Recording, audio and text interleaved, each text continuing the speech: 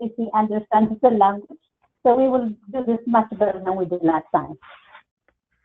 Yeah, great. And I went ahead and just started recording our training as well, so I can send this to you guys after. Yeah, great. I was just going to ask that if this is recordable, so if it will be available at some point later, just in case we need to refer back to it. Absolutely. Almaz, are you able to see my screen? Yes, so I am on the main page, the website, the community database, all that. Yeah, the back end. Yeah, I'm able to see it as well. You are. Almaz, I don't see your name popped up here in the GoToMeeting. And so if you use that link that I provided in the GoToMeeting, you'll be able to actually see my screen and see what I'm doing. So here's another thing. I'm using Almaz's credentials already. Can both of us be able to log in with the same credentials? Because I don't have my own. Can. Yes, you can both use the same credentials. Concurrently. Okay. So why am I not with you, Adrian? I don't see you. I know what you're talking about because I don't see your mouse clicking around. Garmai, do you see that? Yeah, I see that. I see her moving around the mouse, yeah. Oh, no, not me. So let me tell you where I am. I am on the back end, but I'm using the same thing that you've asked me. So it's the ADIN, that clicks that net. Yeah, you are actually on the actual back end, but I think you may not be on the GoToMeeting. Are you on the GoToMeeting with the meeting ID? No, I am calling through my phone. Oh, You can call through your phone, but also use that link that I provided. You would have seen it right underneath the phone credentials. Yeah. If you can copy and paste that into your URL, or sometimes you could just click it and it'll work. Okay. Let me just go back and then the GoToMeeting. So you want me to take that and put it on my URL? That link, okay. So quickly, Adrian, while Almaz is trying to log in, will I be needing my own credentials, or can I also be using Almaz's at the same time? We can create your own. You can use Almaz's, but we'll go ahead and create your own today. So you'll have your own. I don't want to have it stepping on her toes if she's doing something while I'm trying to do the same thing. For now, it's okay, Garma. I think maybe later on she can send it to us. I think right now I'm not doing anything. I'm just looking. So I got in. I can see it now. Okay, great. So let's go ahead and get started then so we don't run out of time today. And so when you log into this page, you're greeted with the different membership dashboards. And so at the top, we have our current membership rosters. And then we have on the right-hand side, new members in the last 90 days. This is just showing us that we have one individual member type.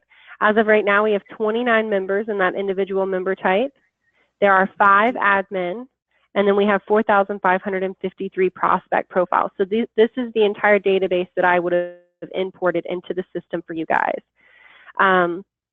The right-hand column, new members in the last 90 days, the only reason that we have this pulled out over to the right is just so that you guys can see those members that have joined in the last 90 days and contact them frequently and quickly after they become a member, just reiterating the membership benefits they're gaining by being a part of your association. So we kind of put them off to the side to make it a little bit easier to contact those new members.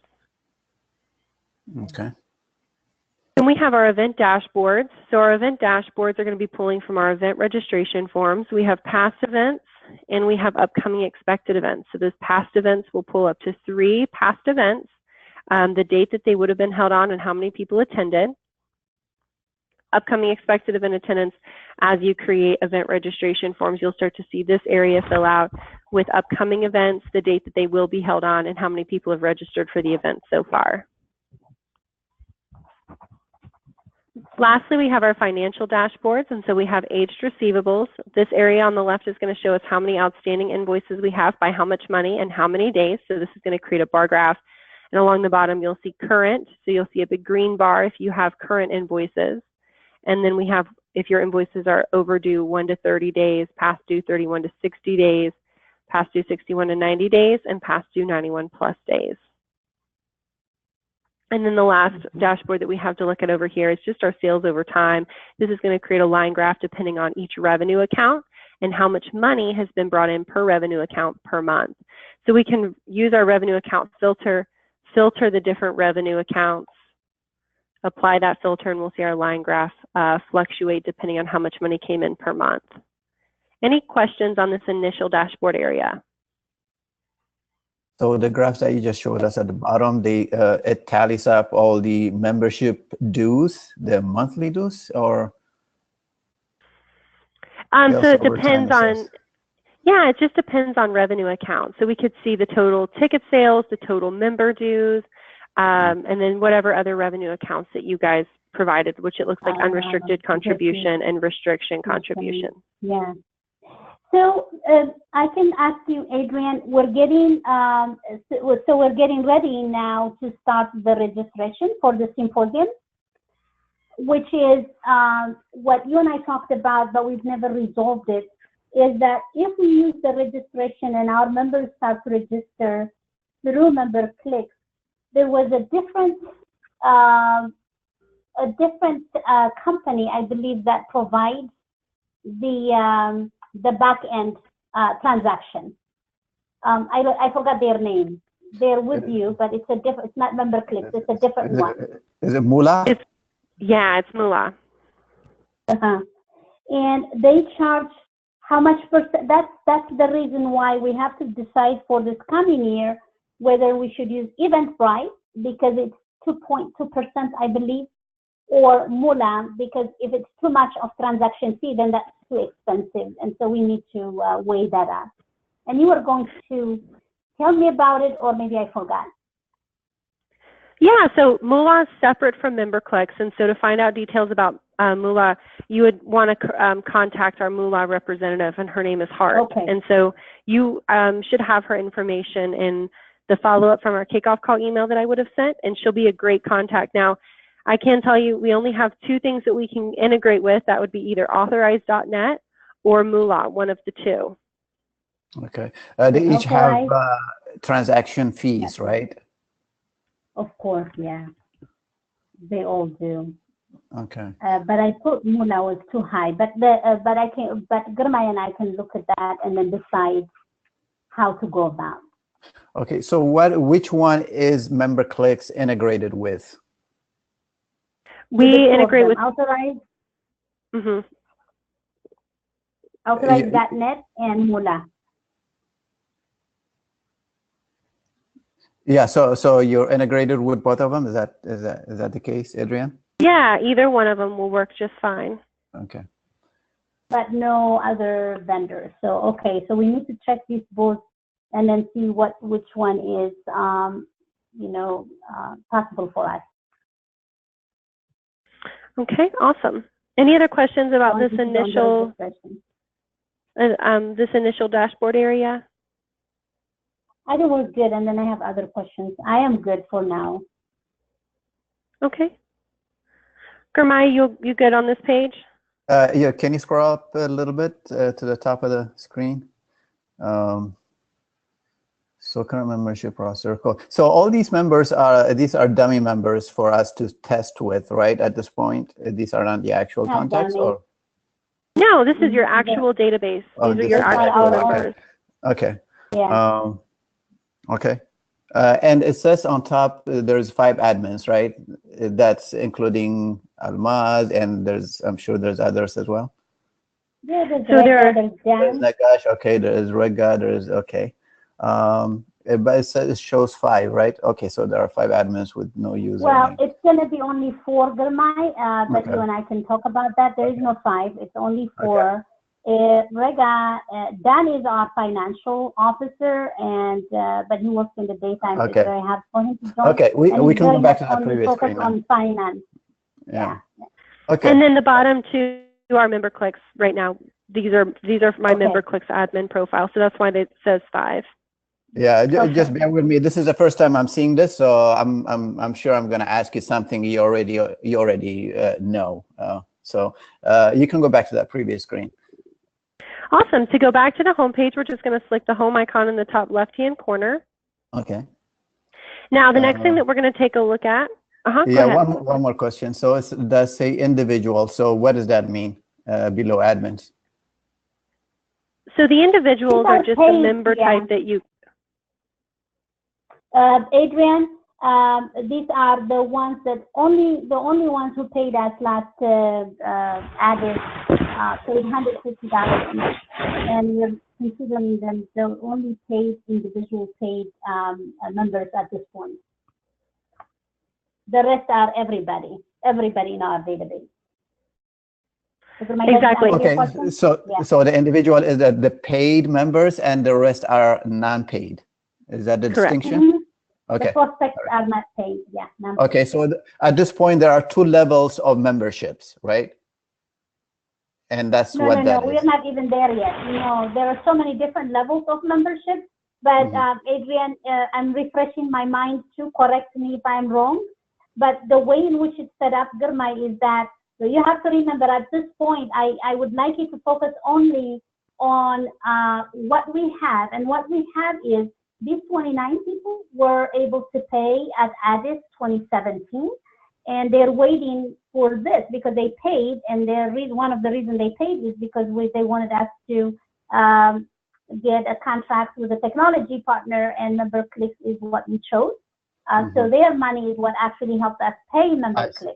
Okay, so, I get it. So the rest of them become members at some point in the future, right?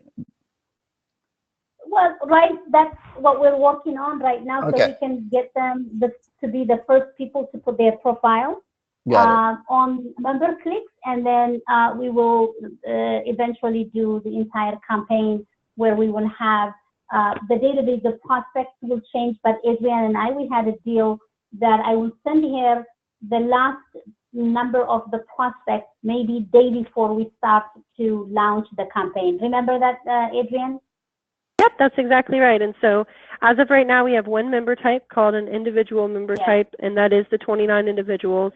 And then you're kind of right in saying that we do kind of have a second level of membership. It's really like a non-member member type. These are just prospects, prospective members, and right now we do have 4,553, but I'll be updating that before we launch with the full count, because I'm sure it's changed since I received that count. Yes, it's changed a lot. Yeah. Okay. Which means that more people have signed up by paying. So no, Gurmai, we have no payment. This you and I can talk about it later on. No, we have no paid members except these 29. We never asked anyone to be a member because we did not have the kind of platform that we're creating right now with Adrian.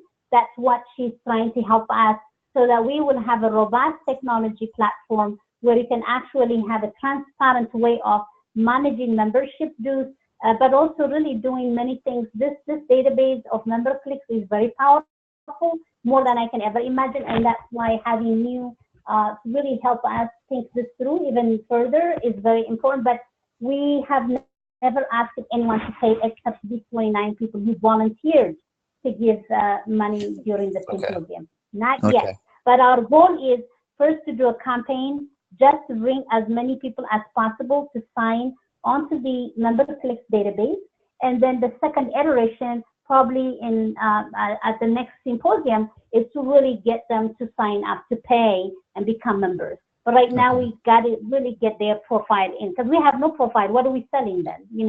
So that's the two things that we're working on at the same time. Okay, all right, we can move on.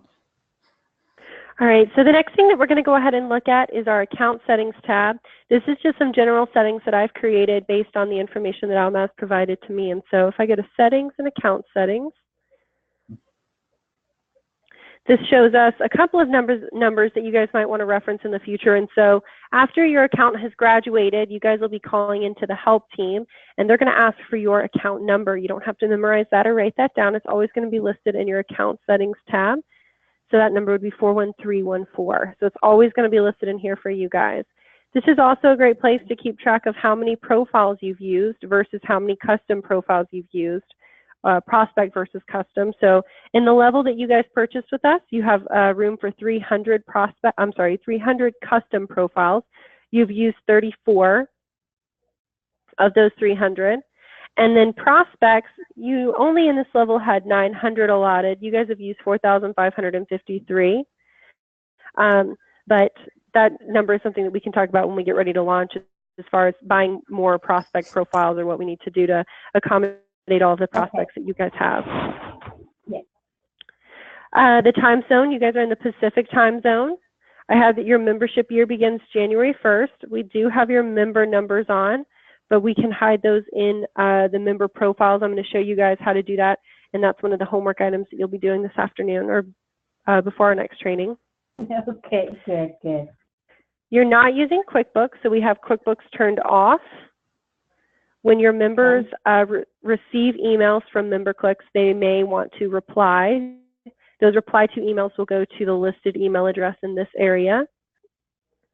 Okay. And then lastly, we just have billing contact information in the top right-hand corner. Any questions on these general account settings? Looks perfect. Okay, great. So now I'm going to go ahead and bring up my MemberClick test site. We're going to start going over the financials, and it's a little bit easier to review financials when we actually have real-time invoices that we can look at. So in your website, guys, to get to the financial section, you're just going to go to Financial and Invoices. And this is what your invoice list will look like. Of course, it doesn't have any invoices, so we're going to go ahead and slide over to the MemberClicks test site, and we're going to do the same thing. We're going to go to our Financial tab and Invoices. Now, this is where you'll be able to find any and all invoices in the system. Over time, that's going to be a lot of invoices because it's going to include open, paid, partially paid, voided, whatever the status may be. So, in order to search your invoices, you can use the search bar in the top right-hand corner. So I don't see anything, I don't see anything when I go to financial invoices. It's empty. I don't see a table. Is that? Because you don't have any invoices created yet in the system. Okay, that's the only reason. Okay, got it. There'll be, as invoices are populated in the system, you'll start to see them show up in that area. That's why we're looking at the MemberClicks test site. Okay, got it. And so we can search our invoices by first name, last name, organization, or invoice number. I know I have a couple of invoices in here, so I can search for my first name, and you'll see all of these invoices populate for me. Now, in addition to that, we can search even further by status, which is at the top up here. So we can search for open invoices, pending invoices, paid, partial, or voided. If I just wanted to see the ones that are paid for me, I could select the paid option, and now it's limited how many search results we have by even fewer numbers, or by even more, I should say. Couple of things we can do from here. Let's say one of your members wanted you to resend them their invoice. You could tag their invoice after you've searched for the correct invoice. You can tag it. Then you can use the email button at the top of the top left-hand corner. And this will allow you to resend their invoice to them to either the email that they have as the default email address in their account, or we can add additional. Other email, yeah. Perfect. We can also use this to create a PDF. So that's the second button in the left-hand corner. Creating a PDF will allow you to print off the invoice and send it via mail versus web. And then lastly, we also can void invoices up here as well. Adrienne, so if we were going to send an attached invoice, that we can do it through PDF. We just have to do the invoice template that you have on the top. So the invoice templates is what we're going to look at that in just a second together. Okay. So before we move on to the icons in the top right-hand corner, we're actually going to look at an invoice together just by clicking the invoice number. This is very similar to what your invoices will look like. Of course, it'll be your logo in the top right-hand corner and your association information in the top left-hand corner. Okay. Now, I want to go ahead and go to an open invoice so we can apply payment. I'm going to go back to the invoice list, and I'm going to look for open invoices just by sorting. And I'm going to go ahead and click on this one here. Great. So this is a renewal invoice. A lot of times what you guys may experience is your members may call in and want to apply payment over the phone, or they may send you a check instead of wanting to pay with a credit card.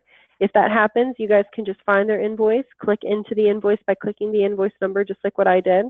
And then there's a pay invoice button at the bottom of the invoice. Once you select the pay invoice selection, you can either apply their credit card information, or you can do an offline payment and enter in whether it was cash, check, or some other type of offline payment. Mm-hmm. You can add their check or reference number, the date that you received, and then at that time just submit the offline payment. And then the invoice will reflect as paid in your invoice list. Okay. Any questions on that process? This is done manually because it's not done through credit card, right? Yeah, exactly. So the way that it'll work for them is when they take forms or when they receive a notification with a invoice attached to it, they'll be able to apply their credit card information right online. This is just if they wanted to call in and make a payment, or if they wanted to submit an offline payment like a check. Right. Okay. I'm going to go back to that invoice list. Oh, a couple other things I wanted to point out. You can create credit invoices, you can void invoices, and you can download invoices from the screen as well. You also have the ability to create internal notes.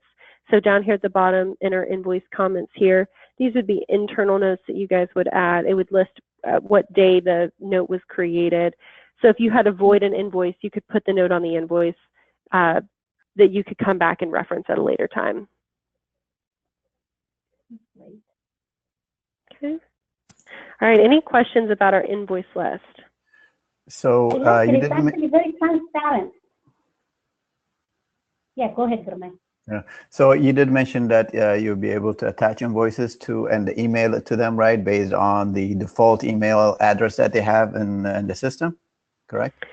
Yeah, well, when you're tagging, you would just hit email, and it's just going to send it out with a generic email message and attach it. Mm-hmm. Right. Can you click on that email? I just wanted to see because can you click on that? I did see there is several. Is that? I'm talking about the member email. Okay, add email address. So those are member emails, right? So if they have more than one email address, for people who have multiple email address, is it possible to consolidate them into one account, or is it going to generate as many emails as there are email addresses? It'll only pull in the primary email address. You can add an additional email address if they request it, but it'll always just send it to the primary email address in their file. Okay, to the default one. Okay. Okay. Got it. Awesome. The next item that we're going to look at is invoice templates. And so the reason that we would want to take a look at invoice templates is because you guys provided notifications that are going to go out to remind members to pay their dues renewals. If there's any other type of invoice created in the system, you're going to want some type of notification going out for that invoice, letting your member know that they have an invoice that's created for them, reminding them to pay the invoice, maybe letting them know the invoice is past due, and then for the payment confirmation, letting them know that you've received payment. We're going to accomplish that through invoice templates. Now, I've kind of started you off by creating a default and an events invoice template, but this is going to be part of that homework that I'm going to assign from our training tonight. So the events and default, what you would want to do is if somebody took an event registration form, once they submit that form, you want a notification if they didn't pay at time of registration. You want a notification going to them saying, hey, thanks so much for registering. You have an open invoice, please pay it now. You can do that by, like I did here, creating this events invoice template. We're going to edit it. And then you'll just need to come in here, create these. I went ahead and turned on these kind of emails, but you'll need to add verbiage to the emails that you want to use. So it can't be blank. You actually need verbiage in here, something saying, thank you for registering. Please pay the attached invoice. And the invoices will be attached to any message that comes out from these invoice templates. So you don't have to use all these. You can turn it off if you don't want to use all of them. The last piece of that, there's also a footer information, which would be a note section on the invoice. A lot of times I see this area used for remit payment to information. So if people want to submit a check, it gives them the information to know where to submit that check to. So like you can put address or something. Exactly. And so my suggestion to you guys, and I am going to send some reference material to help you walk through this, but my suggestion would be first sitting down and writing out a list of all the different types of invoices that you will be creating in the system, or that the system will be creating for you. Is it going to be creating donation invoices? Then you would probably want to create a donations invoice template with notifications attached to it and the verbiage, depending on what notifications you want to use. The events, definitely would want to fill that out. New member, if somebody applies for a new membership, you're going to want some type of... We're losing your audio.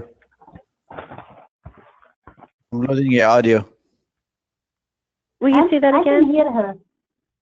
Okay, so it's actually it was muffled for a few seconds. Okay, go ahead. Are you able to hear me now? I am now. Yeah. Okay. Yeah, so basically just filling out different types of invoices that you're going to want the system to create. You guys will just need to create those invoice templates in the system and then create the verbiage that you want to go along with those notifications. Any questions on this area? So yes, Yeah, so once you create the template, the verbiage on all those notifications, they can be used for future.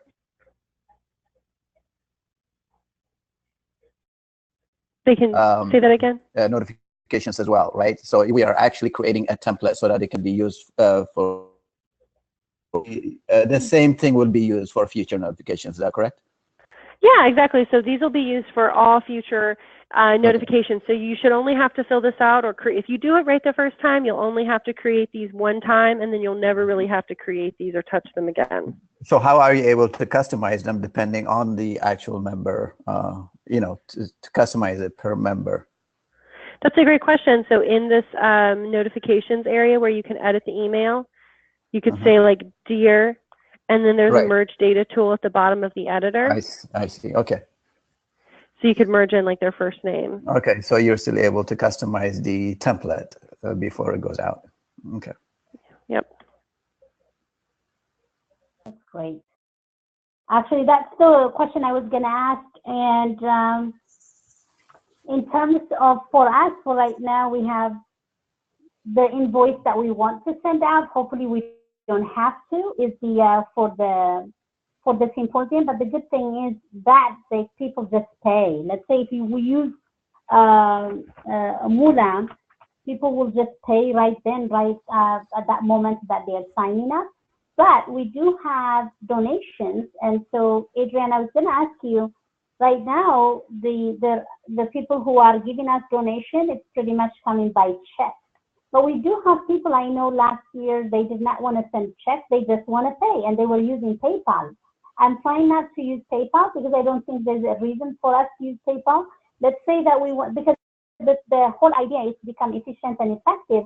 If we were all to use everything we do, all the transaction goes through member clicks, then what I see happening is on our website, it will say donate now, and that donation, if I want to give $20, it will show on Mula. It will be all, the transaction will be completed through Mula. Am I right? That's exactly right. That's exactly right. And so if kind of touching on the first thing you mentioned, yes, your members may not, they may be paying at time of the form submission or whatever the case may be. But at minimum, if that's the case, you're going to want to create a payment notification email. People don't like to pay things and then their money just disappear, right? They want to receive some type of receipt or payment notification email. Yeah. Exactly. Okay, good. So it will say, thank you for paying, which actually is what you get. For example, if you use Eventbrite, the good thing is the minute I signed up, we all know this, we get that notification. Thank you for registering. We look forward to seeing you. Here is the information about the event, something like that. I think you get, is that what you're talking about, Adrian? So that would actually be a little bit different. That's something we can set up in the form itself, and we'll talk about when we get to forms training. This is just more about payment. This is just more about payment collection or them needing to pay. Yeah. Okay, good. All right. Awesome. Great. The next item that we have is our invoice settings. This is another little piece of kind of homework from today's training. So you'll just want to upload your organization logo. This is the logo that's going to appear on the invoice. You'll want to add your organization information. This is the information of your association. It's going to show up on the left-hand side of your invoice. And then down here at the bottom, you can kind of determine what invoice number you want to start at. So if you want the first invoice in the system to start at number 1,000, 5,000, whatever it may be, you would just want to enter that number down here at the bottom. Okay. So how are we able to test this out when we create it? Can we create dummy invoices? We can't create dummy invoices, but we will, before we launch, create some test invoices together and then void them out. And so we'll definitely do that before we launch the product. But we can do that beforehand right now just to test things out. I wouldn't do it right now because we really want to make sure everything's set up correctly first. Okay. And that's something that, you know, once we kind of go through the system, and we're going to go through our go live checklist and make sure all of the homework pieces have been completed that were kind of assigned throughout the trainings. Once we confirm that all of that looks good, then that's usually when we'll create some test invoices. You can definitely play around with it beforehand if you feel comfortable and confident that, you know, you put in the organization logo and the organization information that you wanted in there correctly. Okay, so at this point, before all the trainings are completed, we're only just to be able to navigate around to get familiar with all the pages and everything, but we're not able to actually add invoices or accounts to test them out. That can only be done after all the trainings are completed. Is that what I'm hearing? No, you can start doing all of that now. In fact, I would definitely recommend it. I'm just saying, like right now, this very second, I would not recommend coming in here and creating an ad hoc invoice because it's not going to look right, because the logo is not going to be on it, and the information's not going to be on it. You really want to complete these first steps first, and then you can kind of do that. Okay. But Adrian, I think I'm actually just reiterating what you said, and Gurmai, I actually do hope because you and I will have an offline talk, but I really hope that you will have an opportunity to look at all the training modules that Adrian will send later on, and then play around, and I'll send you the logo and anything you need. But I think we can start to populate some of this information. It will not be public, but at least it will be good. It will be there, and then when we have a next training with Adrian, we can look at and go through it, or whenever the right time is. But Gurmai, I think you should play with this. Okay. Yeah, exactly. The homework items that I'm going over today, we definitely want to have completed before our next training, and it's always good to do it right after. Now, the real reason for the homework trainings or for the homework pieces is to help you become familiar with the product. So my recommendation would be whoever's kind of owning the product and is going to be in it the most definitely needs to be in the system completing those. So whoever that may be, I would recommend them being the person who's really in here in the system playing around. It's going to be Gurmai for now, and I know it's need him. So he's my brother. I can get away with that. So it's going to be Gurmai. Yeah, I can get away with that. It would be Gurmai, and he can create his own login credentials. You can send it to him later on, but he will be pretty much the key person, really helping get us up to a good start. And I trust him, so it's the best person to have. I think a login credentials will have to be created for me. I don't think I can create that myself. Yeah, as you will create that for you. Yeah, maybe as you, I can create another admin, right? As Almas. Technically, you could, but we'll create them together here in just a minute. Okay. So that's invoice settings. So we've looked at, right now we're under financial and invoices, just to recap, and I'll just ask that you guys complete the invoice templates and the invoice settings. The next icon is the revenue accounts. So these revenue accounts are just what were provided to me. If you wanted to add a new revenue account, you would just select the add new revenue account option, and then you would put in the information. The description is optional. If it's for dues, you would turn on that it's for dues. If it's not, then you would leave them turned off. Okay. I'm not sure what a revenue account means. So in the financial system, you guys will have some type of, usually in whatever financial system you use, there's a chart of accounts. Basically, it just filters your money. So if you have events or dues renewals, they're different revenue accounts that the money filters into, because you can't look at the money as one lump sum. You want to look at where it's coming from. Whether it's monthly The dues category. or event registration or donation, there's different different revenue. Like the unrestricted contribution, and there is a restricted contribution. For example, the 29 people that gave us, they gave the money because they wanted us to pay the dividends. That kind of, that's restricted only for the dividends, that kind of thing. Okay. Okay. Awesome. The last item is the payment processor. Now, if you guys use authorized.net, we would just need to change this over to authorized.net. Right now, we have Moolah in here. And so if you guys want to use Moolah, I would recommend that the Moolah application has to be submitted to Moolah 15 days before you need it. Take about 15 days before, in order for it to go through the, and that's 15 business days, in order for it to go through the approval process, and then for us to set it up in the system. And so keep that in mind. How about authorized? I don't know anything about authorized.net. If you already have authorized.net credentials, then all you have to do is put those credentials in here.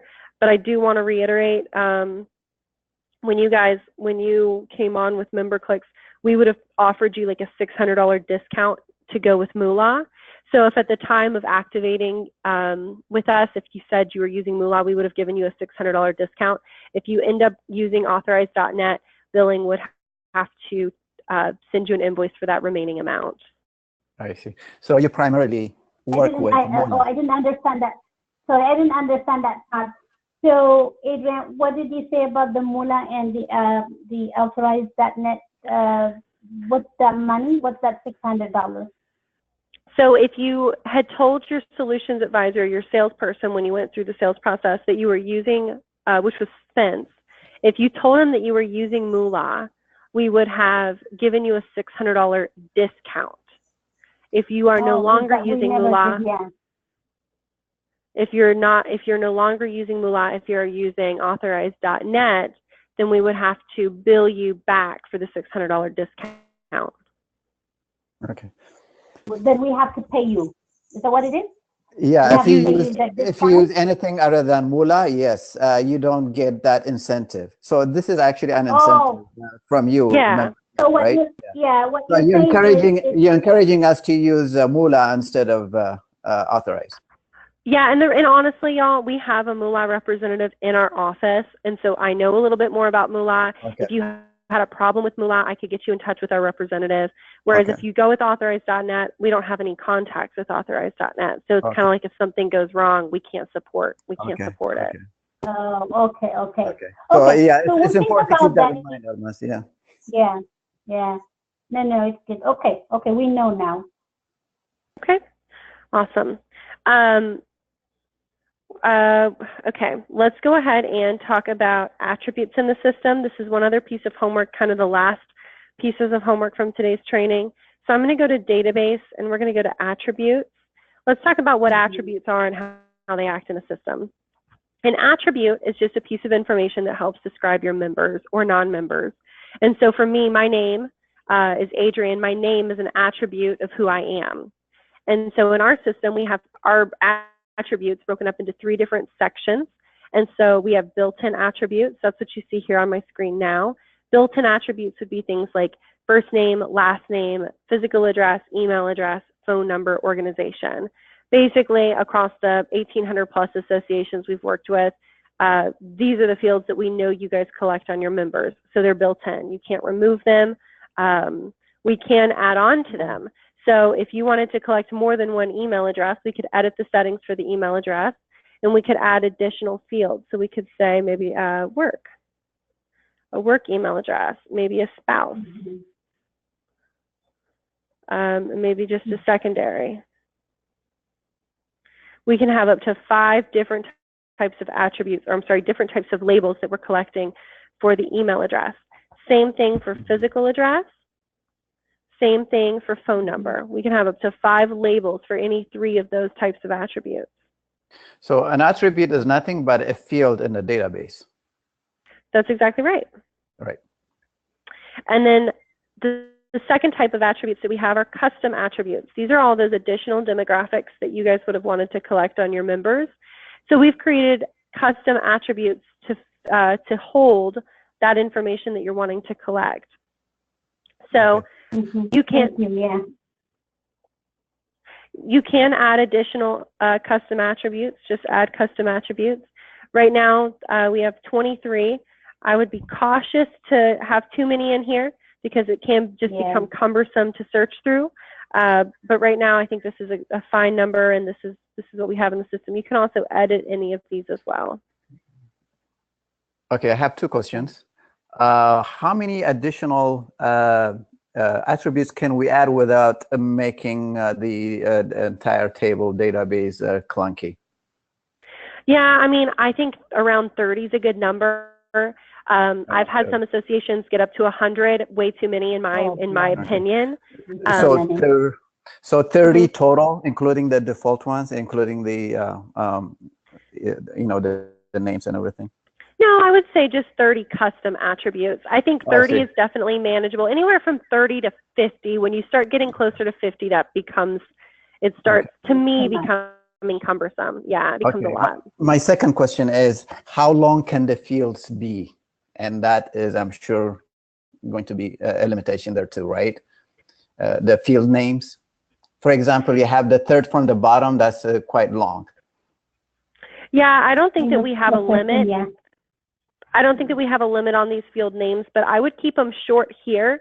We can expand how they actually present themselves on forms.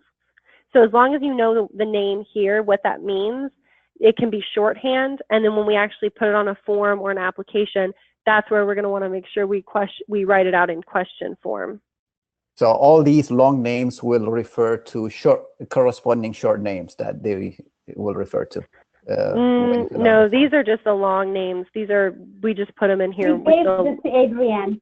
We provided this to Adrienne, and she was able to put. So everything that you see on the bottom that says African countries of interest, there is the 54 countries that I think it's listed, and there's one that says where they're from that also has all the list of the 54 countries.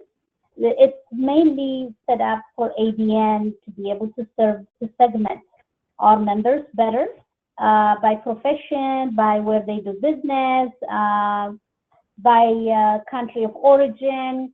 But I am very open into Girma, you looking at it critically, and then we can, and Adrienne, it's okay for us to, on the bottom, on the attributes, the bottom section, to edit these questions.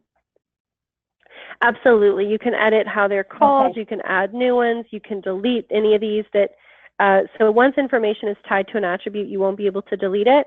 But if you don't want to use it, you can just let me know, mark it in the name, delete, and then we can look at it and see if we can delete the information out of those fields ourselves or if we need to have our engineers do it. Okay. But for now, we can, but Girma, since you're the first time to see it, you can actually look at it, and if you have some ideas, you and I can talk about it. But I think we don't want to go too many of them, because I also know it's very irritating to keep filling up forms, because I'm asked to do that for other things, and I find it too irritating. So the question is, how can we make it seamless, but we get the most answer with the least questions? Does it make sense? Yeah, initially I'll just navigate around. I'm not going to do any editing or deleting of any fields or attributes. Yeah. So basically, I'm just going to go through my own learning curve by getting familiar with the look and feel and navigating around all the pages and everything. And then maybe next time I can start, when I get comfortable with things, I can start testing it out by editing or changing stuff. No, we can, you and I also can decide what we want to ask, but this is good. Right. So Adrienne, I have a question. There's 50 in there, so are we already on 50? No, you'll see down here at the bottom 23. 23. Yeah. Okay, good. 23. The 50 is just the display per page. Exactly, okay. Yeah. So there's one other thing that I want to try to get through. And so I talked about how we've got 3 different types of attributes in our system. We looked at built-in, we've looked at custom. The third type of attribute would be, we've looked at built-in, we've looked at custom, yes. The third type of attribute is system. So that's going to hold things like member type, expiration date, join date, last renewal date. Those are just going to be fields that the system uses to keep track of your members' membership period and how much they owe in dues. And so that's not something that we can edit, manipulate, or change, but it is something we'll be able to view in your members' profiles. And so we're going to have to take a look at that on the next time we get together. We'll look at where that's housed. So with that being said, between built-in, custom, and system attributes, we need to determine what your members will be able to do and see to their own profiles. So when I say that, what I mean is your members will have the ability to view their own profile, and they can make their own edits. So if you don't have any of these demographics on your existing members, they will be able to go into their profile and add or update that information. And then you also have the ability to open up some networking opportunities for your members. So your members will be able to view other members' profiles, and then you would need to limit what they can see in other members' profiles. So when I say that, what that means is you guys will need to come into these 2 links at the top. We have profile owner attribute security, and we have attribute security. Profile owner attribute security is what your members can do and see in their own profile. And so what you would want to do, we've got 3 different options. They can view with the icon, they can edit with the green pencil, or it can be hidden altogether with the kind of red X. And so I kind of by default made it so that admin, you guys can edit anything that you want to because you're admin. The individual member types in their own personal profile, you may want them to be able to edit any of this information. But then you'll kind of need to determine, do you want them to be able to edit these custom attributes or maybe only view? And then down at the bottom, you have those system attributes. You'll definitely not want them to be able to edit the system attributes. No. But you might want them to be able to see them. And then there's where that member number is, so you can kind of hide that if you want to. So question, why would you want to have your members edit the custom attributes? So that you can, so that if you don't have the information collected on them already, they can add that information in there themselves. Yeah, so they're actually updating the record, not the fields, not the attributes. They're right. They're updating the field that corresponds. There's a record for each field, for each attribute. That's what they're updating, not the attributes themselves, obviously, right? Well, it's still considered, yes, technically the way that you're saying that, yeah, it's still considered an attribute of the member, and they are updating their own attributes, the fields of the attributes, correct. Okay, I think we're saying the same thing, except because we're using just different ways. Right, okay. Yeah, exactly. Let me say how important this is, and how and Adrian, we can talk about it when we get back next training. This is the most important thing that we're talking about. And I said this before, and Jeremiah mentioned briefly on last Sunday, what we had with ADIN is a 6-year work of a lot of emails that we were able to collect. Some of them we have Excel spreadsheet with a bunch of attributes in the field, like Mr. and Mrs., I did my address and all that stuff. But as a whole, the 5,000 people that we have in our database, they're pretty much email. Let's just purely say this is all email addresses. The next biggest thing that we're going to do is the campaign. The campaign that we're going to send once we all are comfortable, we know what we're asking them to do. We're going to entice them, really give them the value proposition to join ADN, and that's where they are going to give us all the fields that is completely empty right now. And then we'll have a full information with the custom attributes and the ones that we have, the built-in attributes and the custom attributes that will be filled up. What that does is they're doing it themselves. And so for the first 3-4 months, that's all that we're going to get is we're going to encourage them on a regular basis to sign up with us. We're not asking them to be members. We're not asking them to do anything. We're just asking them to join input and update their profile. Does it make sense? Yeah. And then in January, we will have a major announcement, given that I trust we will get there. In January, we will have a major announcement at the symposium, and we will be actually asking them to join as members, and we have people who are going to stick to it. It will not be me. It will be the board members who are going to say, this is your chance to be a member, and here are the benefits of the membership. Then member clicks will be able to see several people joining as members, the payment. So we will be able to see some movement on the financial side of the database.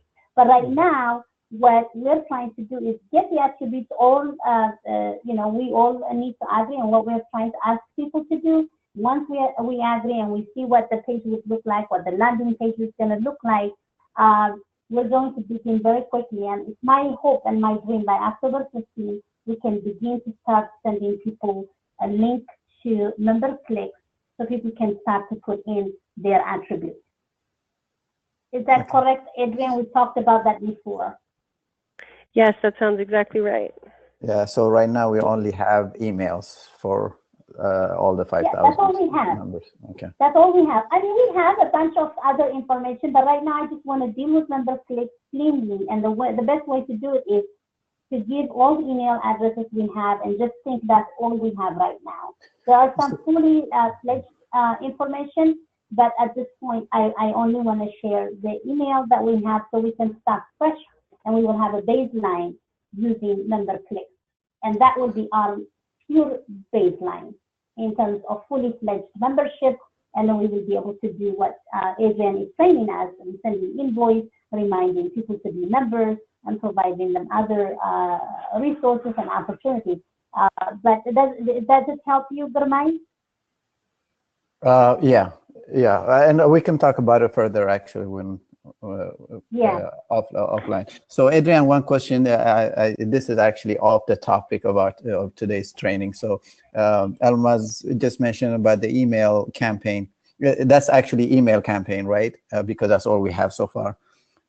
So do you offer any digital campaign or digital marketing tools as member clicks? What kind of tools do you offer if you do? Yeah, we have a contact center that you guys will be able to send emails through. We do include 3 templates. They're really basic templates.